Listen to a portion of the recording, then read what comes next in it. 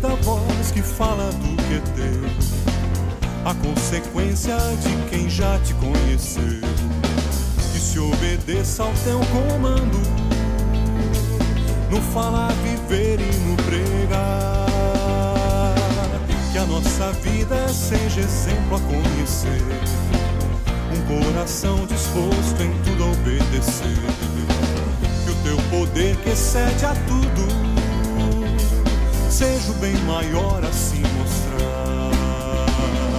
A teu lado em nova história, nossa vida em teu altar.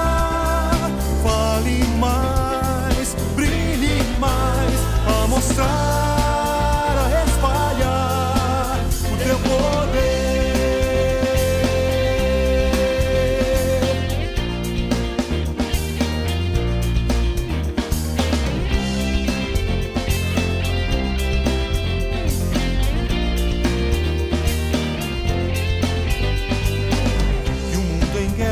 Veja em nós a tua paz, que o mundo em trevas veja em nós a tua luz.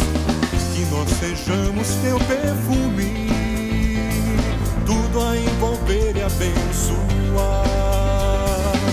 Que o que façamos leve o mundo a conhecer a tua mão, a tua voz, o teu mover. Que o teu poder que em nós habitar seja o que nos faz testemunhar. A teu lado em nova história, nossa vida em Deus.